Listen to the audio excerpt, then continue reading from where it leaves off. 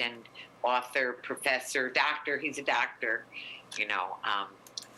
anyway, so it's, it's sort of a continuation of just what do we say, down with the empire, stop the war economy, and on and on. So anyway, Thank you.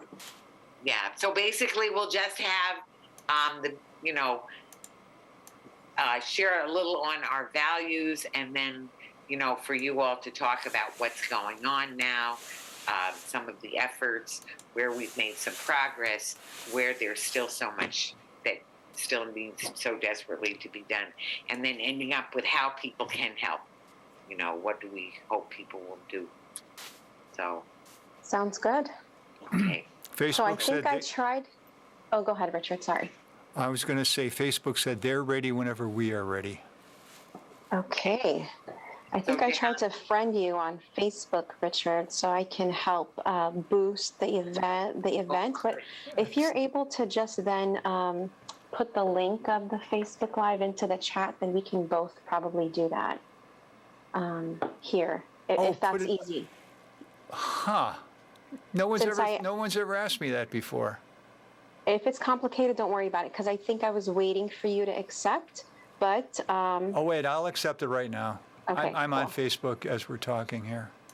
Okay. So then you can put it on her page? Yeah. That's right, yeah. That's what he says. And Dr. Aisha, I know you've already friended Richard, yes or no, or maybe not. You know? Yes. Yeah. Yeah, so that will help. And I know a lot of people will want to watch this. So, plus it will be on the radio on Monday. Okay. Yeah. All right. Okay. So we have everything ready to go. Just tell me when you're ready. I just need to get my timer ready so we don't run over. Of course, you may remember we'll tape for just under an hour.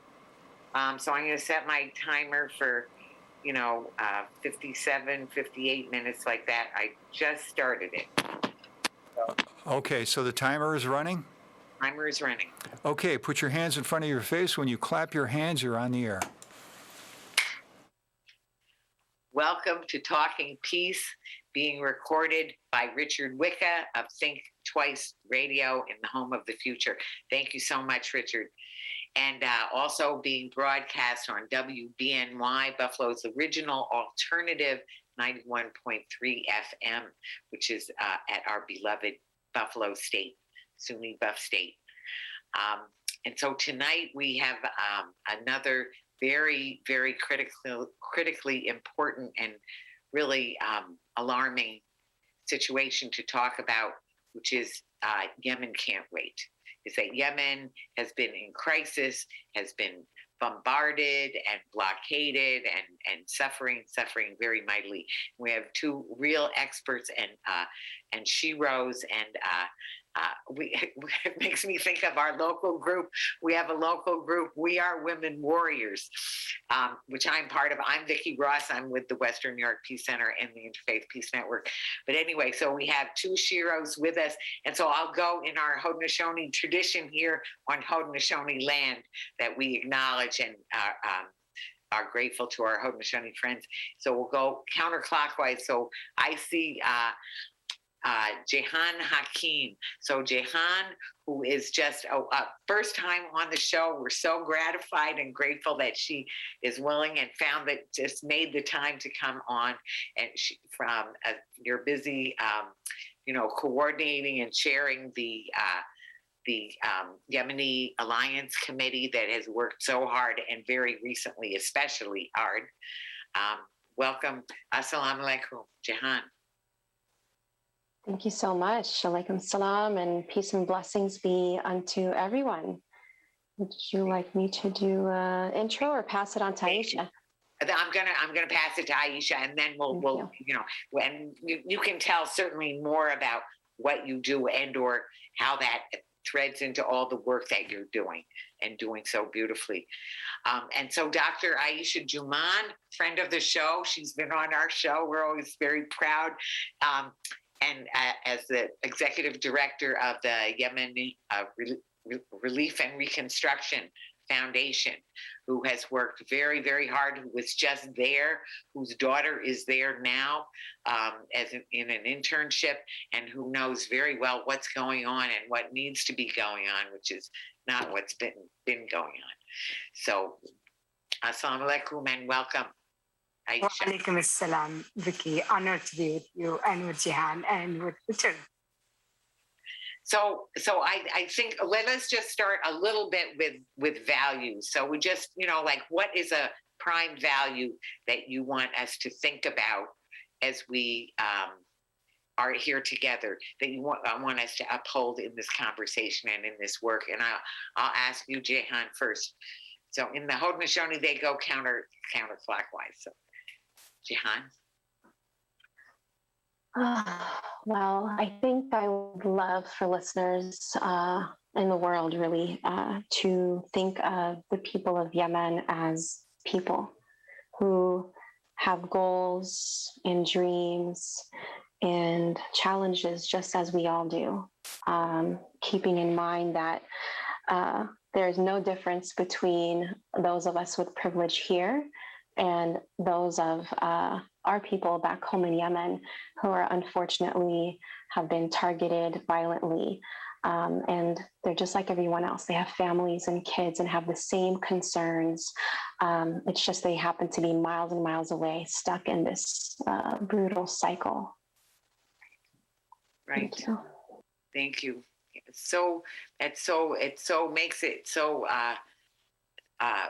what can I say? Distressing and so terrible, and so important. So thank you. And Aisha, what's a value you want us to uphold in the conversation? Yeah, justice is the value that I would like for us to uphold. Justice for the Yemeni people, justice for those who've been bombed, who've been starved, who've been rendered voiceless in this world today.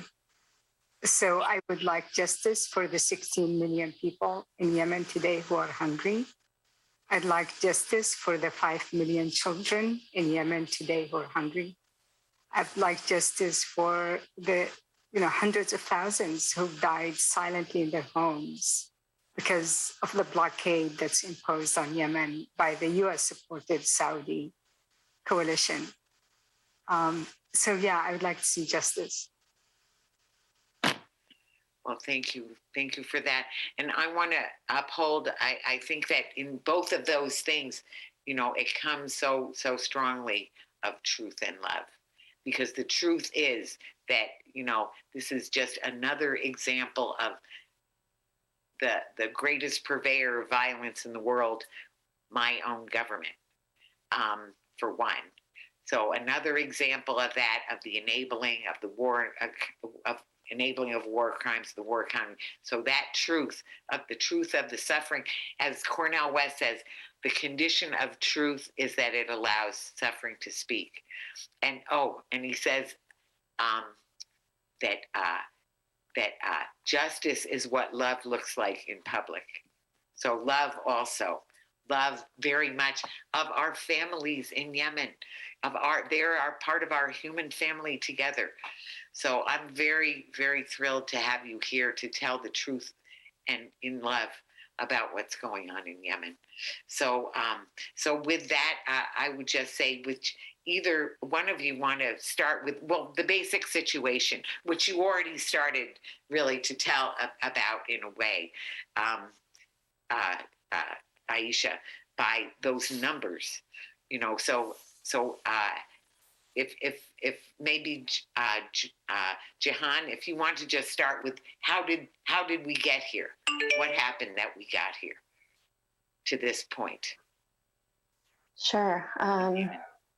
So if we think back to 2014, there was a coup that took place after quite a few years of political discontent, as the Arab Spring really wove over the Arab world. Yemen was amongst the one of the countries that were really wanting to stand up and realize a democratic spirit.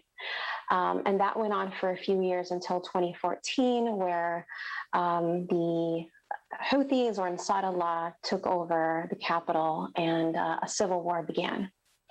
And I want to make sure that the word, or the phrasing civil war ended in 2015, because it has not been a civil war since March 26th of 2015, when Malik bin Salman, who had only been crowned prince for just a few months, launched airstrikes on Yemen, really escalating what was a civil war into a regional inferno.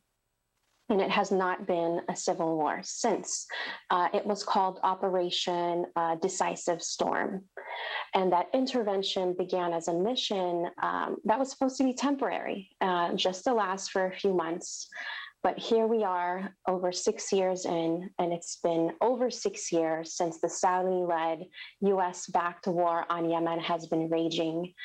The coalition consists of, like I said, Saudi Arabia, the United Arab Emirates, but there are quite a few countries that are also supporting this aerial bombardment, which includes and is not limited to Kuwait, Bahrain, Sudan, Egypt, Morocco, Senegal. All have been really a coalition, and in this. Well, some back home call it acid rain, but it's just bombardment from the air. You know, can we just imagine what that sounds like? Hovering warplanes. Like, what does it feel like when we hear helicopters in our neighborhood? You know, for those of us who live in urban cities can understand, you get quite anxious, right, when you hear helicopters in the neighborhood. Right. But this is an ongoing for over 6 years of hovering warplanes, and they're carrying bombs made by us, by companies that are made in the USA, like Raytheon, Lockheed Martin, Boeing, General Dynamics. We are the world's largest arms exporter, where Saudi Arabia is the world's largest buyer. So we have a really tight-knit alliance that is, economical in its essence.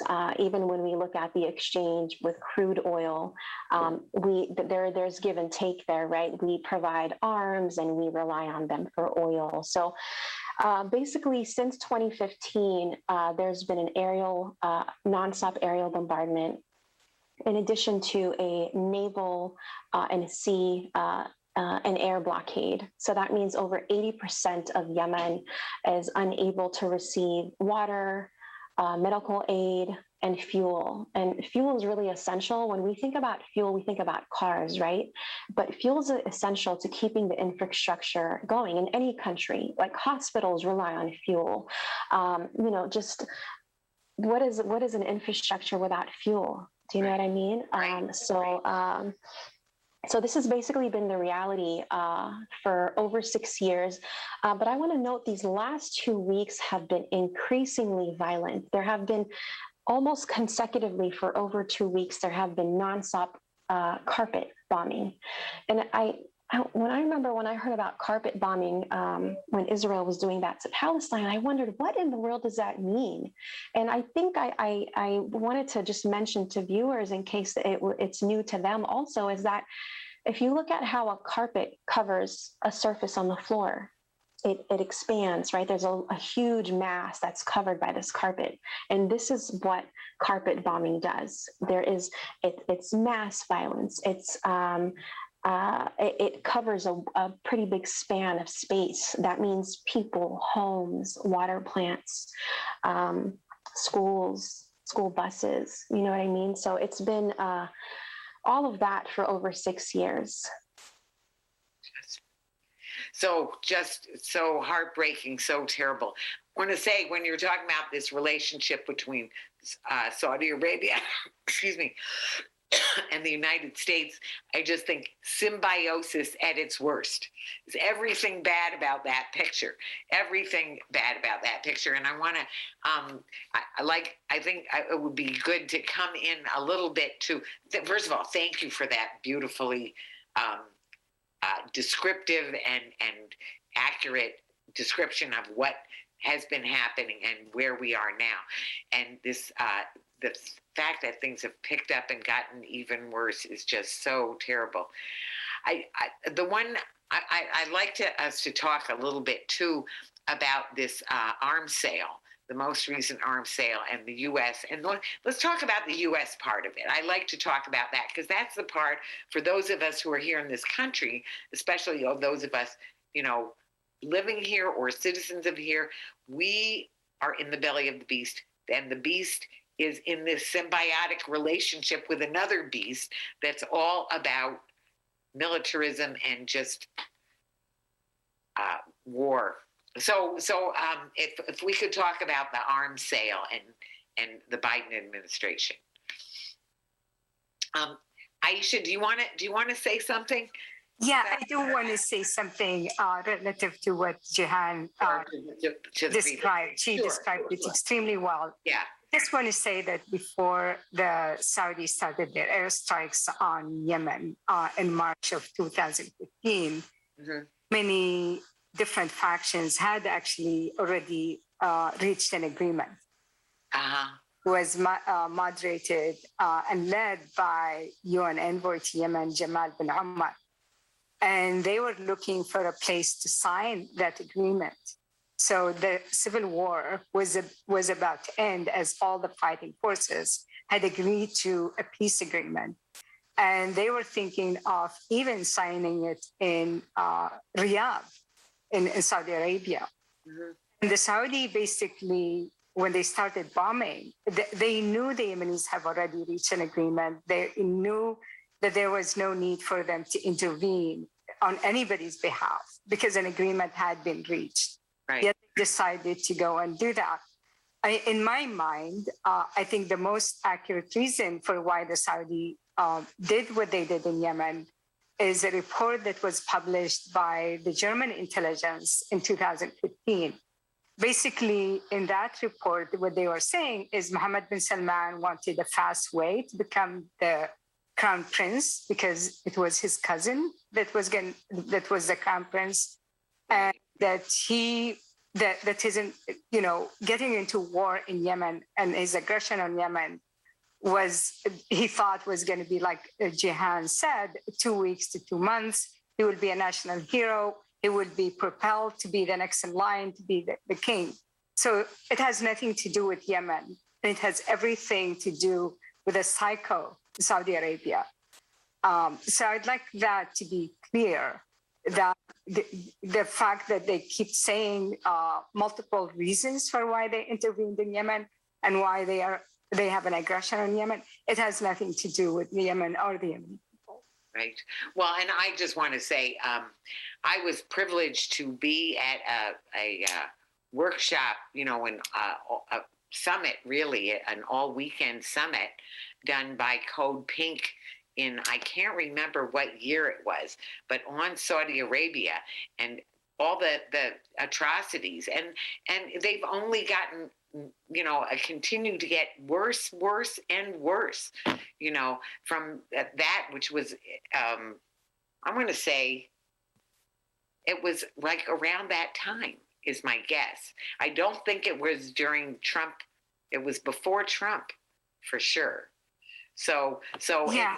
It was brewing. It was brewing, and all the Is that? Do you remember that? Yeah. I just also want to say that when the Saudi announced their aggression on Yemen, they announced it from Washington, D.C. under the Obama administration. They continued their aggression under the Trump administration, and they continue their aggression under the Biden administration. Right.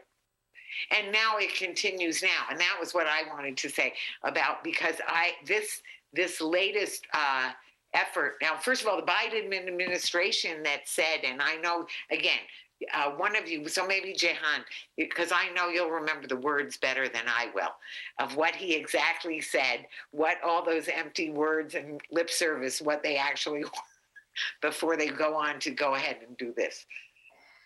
Yeah, well, Joe Biden said during his presidential campaign that we were going to see an end to U.S. complicity in the Saudi war and blockade on Yemen. Right. And he also promised that he would repeal the Muslim ban, because that also was impacting Yemenis and Yemeni Americans reuniting with their loved ones. He did hold true on his promise of, putting an end to the Muslim ban that was separating families. Mm-hmm. But as we can see from his announcement in November, saying that $650 million worth of weapon sales was going to go to support the Saudi army, that is a complete backpedaling of his campaign promise. And yesterday, actually, we just seen a vote on the NDAA, which is the National Defense Authorization Act. It's basically the Pentagon budget, which increases every year. I think the House approved over $760 billion of defense money, so these are contracts that will go to different, because we're not only waging war in Yemen, right? But unfortunately, unfortunately, the Kana Amendment, which was supposed to halt arms sales, got stripped. So the vote was 67-30 on the Senate end. I think we can take that as two parts. I think it was definitely not a win, right? It was not a win because the arms sales went through. But it was sort of this moment of, because we've been doing this since 2016 in a kind of a concerted way. And we do have a lot more lawmakers that are on our side. Most of the Dems were against the arms sales. We do know quite a few, like Chris Murphy, who kind of is switching positions. We did hear from Menendez, who says, make no mistake, the Saudi-led coalition bears the brunt of the responsibility for the devastation in Yemen. But I, along with members of this body, have always supported the use of weapons systems in defense of civilian population. So it begs the question of why in the world does America, why are we in the business of supporting Saudi's borders, whether it's offensive or defensive? Because this is the new strategy here that we're hearing from the administration. Biden did say in the beginning that he was going to end offensive. Right. And so now it looks like the new strategy is they're going to be using the defensive talking piece. But if you want to call it offensive, defensive, it doesn't matter. I think the American people have a right to utilize their tax dollars to what will serve them. And I think our country here has been suffering when it comes to mental health, healthcare, housing. And January 6th was just an example of how frustrated the people are and how we need to really get our domestic affairs in order. Why are we sending millions of dollars of weapons towards a country that is repressive and also the source of the world's worst humanitarian crisis? Why are we still part of this, especially as we see the Biden administration make strides when it comes to finally getting out of Afghanistan, the longest standing war in U.S. history? Why are we again coming into this space of militarizing our foreign policies and really being the cause of destruction thousands of miles away? And I think, but lastly, I will say, because I hear this a lot from people, why are we so invested in what happens over there, like in the Middle East? And I think a lot of Americans either don't know or forget that without the U.S., Saudi Arabia and the United Arab Emirates cannot continue their aggression without our weapons and without our military support, which also involves logistical support, intelligence sharing, and also upholding the blockade, which is starving millions of Yemenis. You know, one of the things that you said, one of the things we've been very involved with and ever more committed to is what I like to call it move the money. Some of the people in some settings are calling it move the money, because here's the thing. If you studied, actually I studied economics, and one of the biggest takeaway is the opportunity cost, the concept of opportunity cost. So the cost of anything you do or anything you buy or anything else is not just that, but also that which you might have done otherwise. So here we have more than half of our discretionary budget that is just going to murder and mayhem. Murder and mayhem. Some part of it, yes, is defensive. Sure, nobody's saying that we don't need a military. But as you said, you know, this and as we were just talking about when we were just talking about Afghanistan, which has been left to be a catastrophe only to match and, you know, or even surpass, as people are starving because they've frozen their assets. But meanwhile, the militarism won't stop. They're just going to use the over the drone. And I've actually been arrested twice over the drones, over weaponized drones, just by the way. As part of the Hancock 38. When the early days of drones in 2011, when people didn't even know what is it, well, this is what it is. And, you know, it only goes worse and worse because of all the mistakes that get made. And it's still all these resources and bases that are all, even Eisenhower said, it is a theft from every hungry family, basically, all the military equipment. So the fact that we can't shovel money fast enough at the military, and they'll ask for so much, then the Congress increases it, and then the Senate, then the president increases it, and then the Congress increases it. So it only goes up, and for nothing, for only really military aggression. We are spending for ourselves more than the next 8 to 10 countries put together, and then also are being the war economy and the biggest arms merchants of the world. Yeah, I like that you remember to mention the drone warfare. That's also been impacting Yemen and Sudan and Pakistan. That amendment or that clause could have been included in the NDAA to completely repeal the AUMF, the authorization use of military force, but it was not. So it really shows us where the priorities are of this new administration. I think a lot of folks really had hope that the Biden administration would be different. He would correct his wrongs because he was under the Obama administration when this intervention began. So, but it does really look like the legacy of war profiteering is merely continuing. You know, the drums are beating and the march is continuing as designed, right? There isn't any change in sight. Right. So, Aisha, here, your comment. Yeah. So yesterday we had two bad news when it comes to Yemen from the Biden administration. One was the stripping of the Yemen language of the National Defense Authorization Act that was authored by Rouhani that would limit and end U.S. support for the Saudi war in Yemen. That was just really quite depressing that was stripped. And then the bipartisan proposal that was by, Paul, Sanders, and Lee that objected to selling the arms, the $650 million arms, which is air-to-air missiles to Saudi Arabia. These missiles are going to be used to enforce the blockade on the airport and the seaports of Yemen. So basically, enforcing this blockade means that a lot more millions of Yemeni are going to suffer. Both, like Jehan said, they're not going to be able to receive the medicine they need, the food they need, the fuel they need.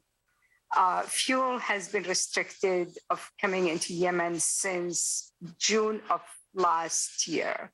So it's been a year and a half where they allow about 3 to 4% of what Yemen needs in fuel. Oh, no.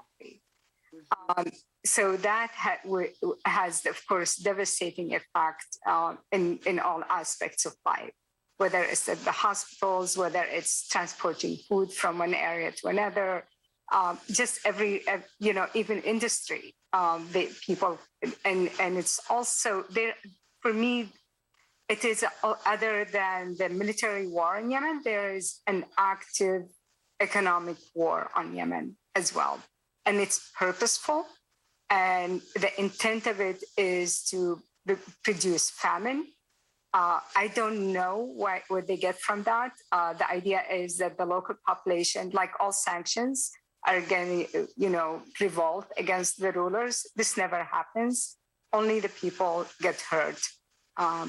And the U.S. and the Saudi are purposefully, starving Yemenis. All, multiple UN agencies and UN spokesperson had said, Yemen is not starving. Yemen is being starved.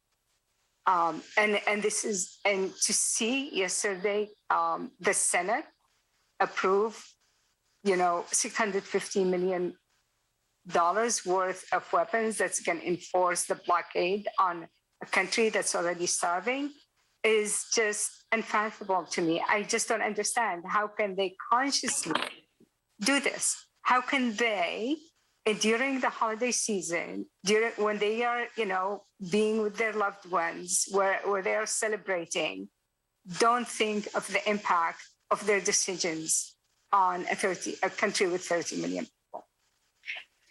And I want to talk about some specific senators. First of all, I want to thank, Bernie Sanders of them all, and that, Senator Warren, there's a few who, very more dependable than others. And we're very glad that Rand Paul, that Mike Lee and Sanders, that they started this, or Elizabeth Warren, things she's been doing. I want to really thank Senator Schumer and Senator Gillibrand, and especially Senator Schumer, because that was a new step for him. So he's waking up. He's starting to get it, maybe. But still, then we have somebody like Chris Murphy to go back and say, well, the defensive thing. And I want to say, I don't know if I'm supposed to say this, when people get their junkets and get their dog and pony show to make them feel all chummy and happy, and especially because I had a nice free trip that was great and that was so cushy and wonderful, then all of a sudden everything looks different to me. No. How could he vote in favor of that, having taken the stances that he's taken before? It is a shame, and it is shocking, really. We actually have a list of those who voted yay and those who voted nay. So I encourage viewers to either thank their senators if they voted yes to block the sale of arms, and then, spank or shame or hold accountable those who voted no or nay, because I think we forget sometimes that these lawmakers have a civic duty. They swore when they took office that they will represent their constituents. And if you feel like their position on this vote, which I hope you don't agree with those who voted no on it, then I would encourage you to reach out to them and ask them, because it's also our duty to hold them accountable. Right. How will our system or government or what have you, whatever we call this, if we call it a democratic system, how will it ever change if we don't hold our lawmakers accountable, right? So I think it would be amazing, and I'll probably include it in the Facebook Live in the comment section, and you can see all of their names there and see who voted how, and then just kind of send them an email or tweet at them or call them or whatever mode of communication you use, and just ask them, like, why did you vote no on blocking the sale of arms, and that those arms are going to starve millions of people? Like, what kind of system uses food as a weapon of war? This is equivalent to genocide. It is war crime.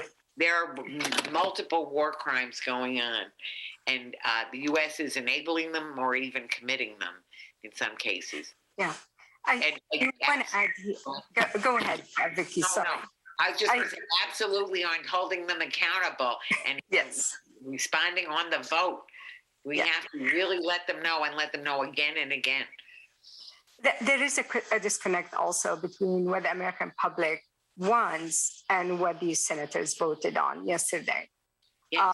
Surveys had shown that over 60% of the American public oppose selling arms to Saudi Arabia. Yet, like we've seen yesterday, we had almost 70% of our senators voting for this.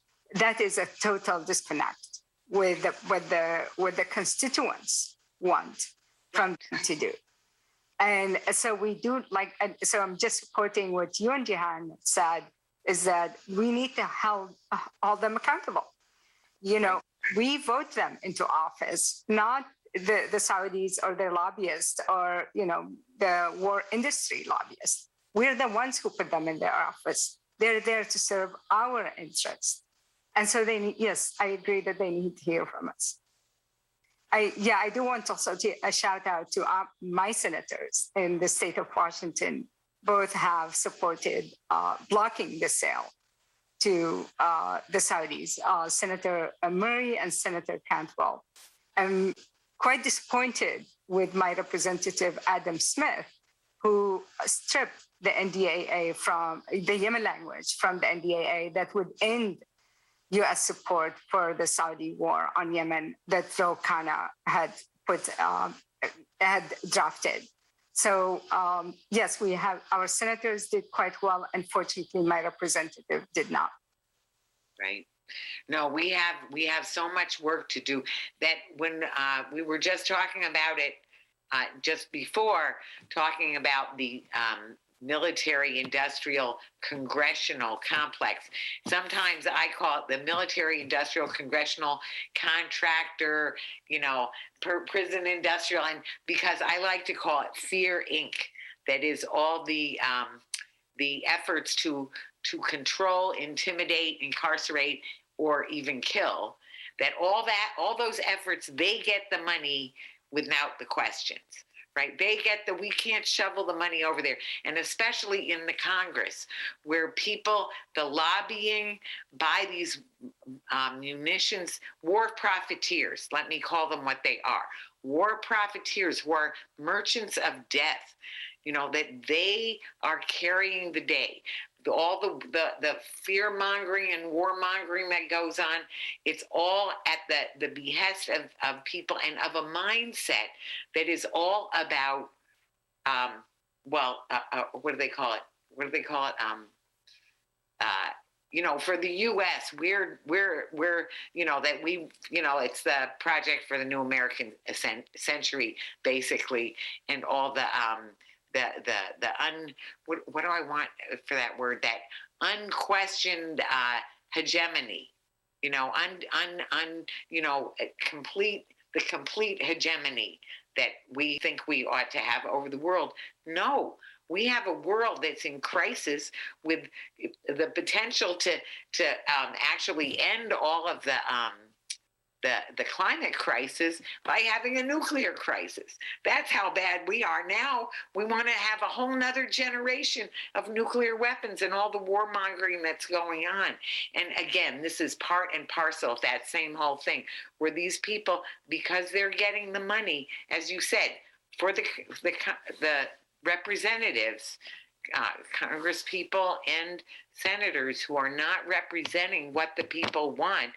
What are they representing? And a lot of times it's my trip to where and all the little perks and thank yous I get from lobbyists who are not having the people's interests in mind. I mean, you are not mistaken at all when you are linking war profiteering and the climate we can't divorce ourselves from what's happening in our world. And this is our shared world, no matter where we live, right? This is our Mother Earth, and an economic system that demands endless growth and endless consumption is always too much to ask from a planet whose resources are finite, right? Not to mention if we're contributing to its demise, building and sustaining military forces that consume vast quantities of resources. All these military vehicles and aircrafts and vessels, they all require energy, right? And more than that, they require oil. And I think that has to be amongst the biggest evils of how we're really tearing down our world, is continuing to rely on oil, crude oil at that, especially when we're looking at the high impacts of or high rates of cancer, birth defects, and all of that. It's we're not in little silos. We're not living on a different planet. This war that's happening in Yemen, it's happening in our planet, and these bombs that are being made are happening in this country. We are contributing to the destruction in Yemen. There is a direct link. I think we need to stop really separating ourselves from things that are happening in Palestine, in Yemen, in Afghanistan, in Iraq. This is our world, and we need to really take back our power to defend it. Right. And stop making refugees. People don't want to leave their home. People come, travel. Yes, travel is a wonderful education. And, we love all of that. But people fleeing their country because of war, because of famine, because of these other things that are all, again, based on the combination of the climate catastrophe along with the war making that, again, greatest purveyor of the violence in the world is my own government. I think we've heard time and time again, if you don't want refugees, then stop creating them. Right. Stop creating devastation, endless wars on their land that forces them to flee. The thing about Yemen is that there are more IDPs than anything else, internally displaced persons or people. Yemenis would rather die than leave their country. That's the thing about Yemenis that's kind of different. And also, not many countries are willing to take Yemenis as refugees anyways. So they're really stuck in this confined situation where they cannot leave, and aid and things like that are not able to enter. So it's almost like they're being stuck in this hell that is being maintained and sustained by us, right? So that's something that I think I want us all to really remember, that we have an obligation to the people of Yemen, Afghanistan, and everywhere else where we have our hands in their affairs. Yes, so much. So actually, Aisha, would you want to talk about your daughter a little bit, about what she's doing there, or not so much? In general. Actually is not in Yemen. She's not in Yemen. No, she's not in Yemen. She had graduated and wanted to go and live in Yemen for a year, but because of the war situation and her inability to even get a visa to go to Yemen, prevented that. So she's not in Yemen, unfortunately. That's what she had hoped to do and wanted to do, but we just couldn't get that to work.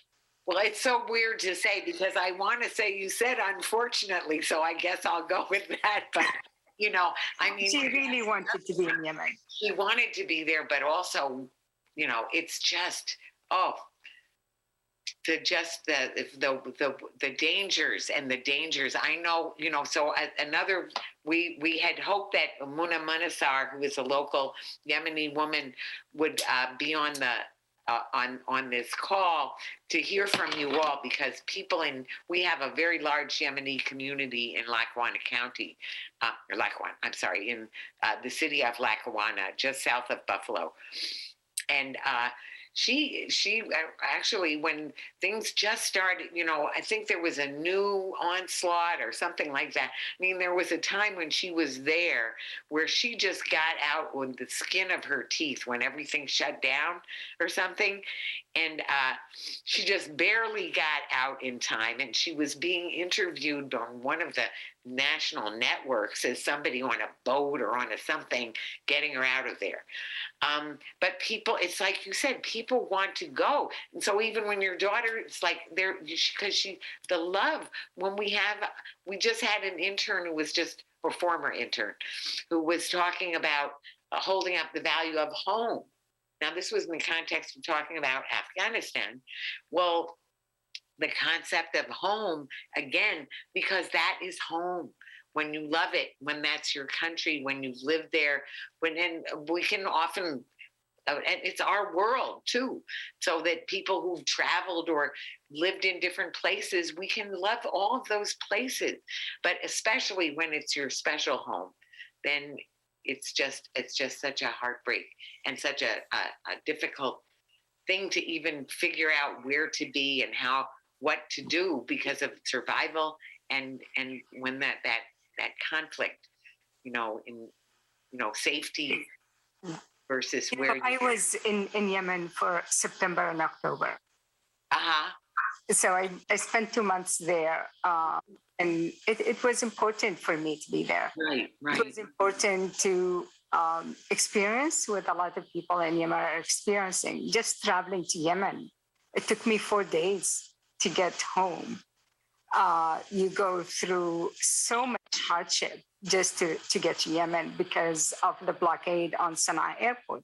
So you have to fly to a few cities in the Middle East that are authorized to have flights to Aden, which is another city in Yemen. Mm-hmm. And of course, we don't even know if your flight is going to take off, and you just hope that it will. You get to Aden, and for someone like me whose family is in Sana'a, I had to take a road trip for 14 hours through some really very challenging roads, going over hundreds of checkpoints. Some of them, you don't know who controls them, and very dangerous roads. And so it's really, it took me 4 days to get in and 4 days to get out of Yemen. And someone who has the resources to have, a 4x4 car meet me at the airport and drive me. If you don't have those resources, like, for example, the Yemeni American young man, Abdul Malik al-Sanabani, who went to Yemen, he actually arrived in Aden the same day I did. But I had a car waiting for me that I paid for, and he didn't, and he went on public transportation. He was detained at one of the checkpoints and killed. And the money that he had saved to give to his family was taken away from him. His body was held for over 70 days before it was released, but there is no investigation into his death. This was by a security checkpoint in Lahj, which is not far from Aden. And he's not the only one. A few weeks after that, another young man also was killed at the same security checkpoint. So, when his family finally received his body, he had 3 items on him: his shirt, his trousers, and his mask that had the American flag on it.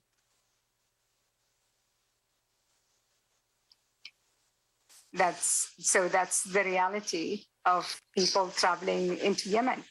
I thought, like Jehan said, there is daily bombing of Sana'a, the capital, that has about 7 million people today, because there are 4 million internally displaced people in Yemen. And I talked to my sister. She said she was driving her home when the bombing started, and they could see the explosions, and they had just to go back and wait until they're able to get to their home. She said by the time they got their home was affected by the bombing. Mm. My closest friend in Yemen, their neighborhood also was bombed quite a few times in the last 2 weeks. And she had already had a broken hand from one of the bombing. And she said one of the arsenals did not detonate. Had it detonated, her home would have all been gone. And think about it. Just think about it. Every single day, Yemen has experienced airstrikes since March of 2015. Every single day. So other than the death, the destruction, the horror, and the terror that people are facing in Yemen, we just talked a little bit about the environment. Look, what is that also doing to our environment, Yemeni environment? So that's what we are enabling. That is what this government, our government in the US, is enabling and supporting. Yeah, and I just wanted to add one thing to what Dr. Aisha said. I work in school districts. I work with children, making sure that they are getting all the resources they need to make sure that they're thriving academically, socially, emotionally, and mentally. And if we think about war and the trauma of war and ongoing trauma from war, we have children that were born in 2015 that have only known war, that have only known warplanes and hovering and bombs. And there are also many reports of shards and different pieces from, bombs that either detonated or just their residual effects on the ground that say made in the USA. So, when I'm talking to colleagues and family back home, they cannot wrap their head around why the world's largest superpower is involved in this brutal war on such a poor country. It just doesn't make sense. Like I can't even answer it in a way that makes sense, because I know we talk about political strategies and we talk about the Bab el-Mandeb Strait, which millions of barrels of oil go through every day. And that's why Saudi Arabia is there. Why Saudi Arabia wants to have a hand in the affairs of Yemen and their ports. But why is the U.S. still involved? It's been a burning question, $1 million question that I can't answer. Well, I'm glad you mentioned the word. I was thinking this myself about trauma, and I'm a social worker, actually. And I've worked with kids and families, I was a mobile therapist, but the thing about trauma, so the original work on trauma was done with veterans because they said, oh, they're coming back shell-shocked. What does that mean? That was the original work on trauma. And then they started to see, what that really means. And then, it's a physical, psychological event traumatic events, that things that cause your fight, flight, freeze to go on. If it's the frequency or the chronic nature of it, or the degree of trauma of the incident, but when you've got all of that going on, and yet I didn't even think, in a way, I was thinking of mentioning it, I was thinking it becomes almost pale in the comparison, because people are starving to death and talk about trauma, right? So with child abuse and maltreatment, neglect is as bad for children as abuse. That's what so it's like it's having all of that going on, and also children who have even fewer resources or less ability, because as we also know that the psychological impact of things is higher in general, all other things being kept equal, is higher for the younger you are. Even in the womb, there are things that might not have an effect on you that might have effect on you in the womb, or certainly in the first 2 years. That's why they say the personality is formed in the first 2 years. So these children, and then all the other people. So the amount that just it's just beyond anything to just, anyway, we're almost out of time. So what we would like people to do to help, maybe that's what we really want to just sort of end up with, because we have just a little bit, yeah, just a five more minutes left. What do we want to see people do? Now, we said we want them to respond, to their senators and Congress people about whether, thank them or spank them or shame them. And I'm going to say, what a just heinous shame it is, after it has been clear that and the promises that were made. So that's one thing. And also the Biden administration, that's another thing. There were campaign promises made. They've been shattered by this deal right now. And the lives that will be lost will be on their head. Well, I don't want anyone to lose hope, because we've been doing this for 6 years and we're not going to stop. Obviously, like you said now, and we said earlier, contact your senators and hold them accountable. Right. There's a number here above, 1-833 Stop War. I was looking at that is a hotline that folks can call in, and there is a automatic script there that kind of you run through the prompts. If, for example, folks have an issue with that line, you can always call the DC switchboard 202-224-3121. I know that number like my social security number. Yes. And, call them, put in your zip code you're going to be transferred to your representative.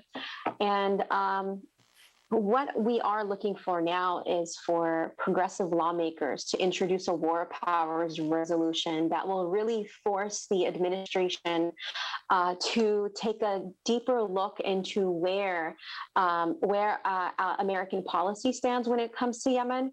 And also Congress needs to take their power back.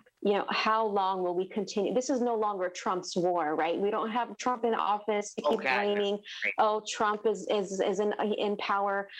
If Biden is really serious on trying to correct his mistakes, then once a new war powers resolution is introduced on Yemen, then he will sign it without problem. I think if he vetoes it, then that's where we can really understand where he stands, and he'll really cement his legacy as a war profiteer, as his predecessors did, Obama and Trump. So call 1-833 Stop War or 202-224-3121, the DC switchboard, and they'll transfer you to your lawmaker, and just say your name, where you live, and that you want your lawmaker to introduce a war powers resolution on Yemen, that we cannot continue to bomb and starve the people of Yemen indiscriminately with impunity. We need to make this wrong right, and we don't agree with our taxpayer money going towards endless wars. So those are things that we're asking for. And they could folks can follow me, Dr. Aisha, Dr. Shireen Ademi. We kind of make it a little bit simpler in case what I'm saying is a little bit too overwhelming. There's a toolkit that we have, but please join the anti-war movement, and you can do it from the comfort of your own home. And it just takes a few buttons of retweeting or resharing. I think anyone can be an anti-war advocate, and I know that people's hearts are in the right place, and it just takes a little bit of guidance. So please follow us, and we will try to do our best to help. Well, we do, and we will follow you. And I'll add the White House comment line if people want, because I think I still like to say our friend Joe Biden, President Biden, he had better redeem himself. But this was heinous, this was ridiculous, and it was totally against all his promises. So you can let him know whatever you think about it at 202-456-1111. That's another one. So all those numbers are about, including the Congress one, is on the Western New York Peace Center's website, WNYPC, at our Organizing in Western New York area. So anyway, so we just really had time for final words. So Aisha, Dr. Jumaan, if we can put it to you. Yeah, I just want to echo what you and Jehan had said.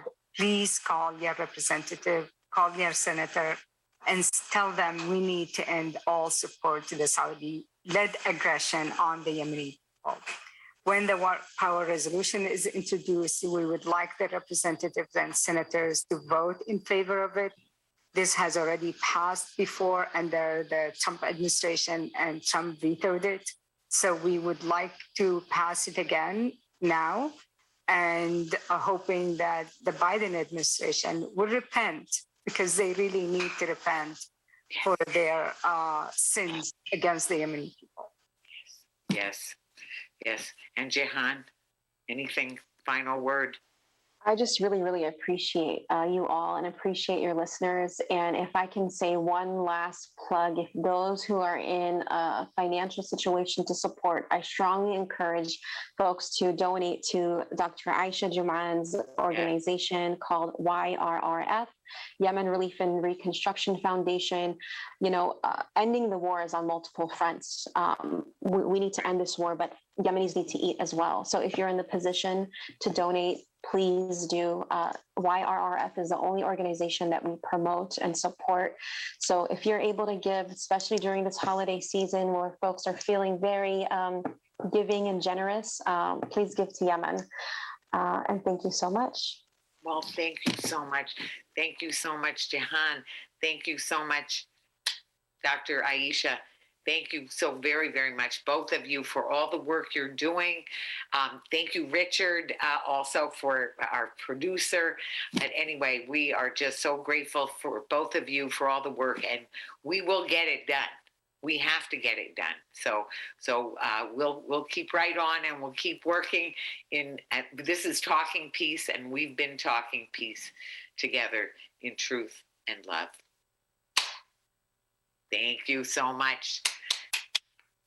Thank you so very much. Thank you, Vicki, very much. Great to have you. Great to have you always. We appreciate it so much. Thank you. Thank you. Bye. Bye, Vicki. Bye, Richard. Bye Goodbye. for now. We'll see you. Take care. Thanks. Thank you. Thank you. Okay. So thank you, Richard.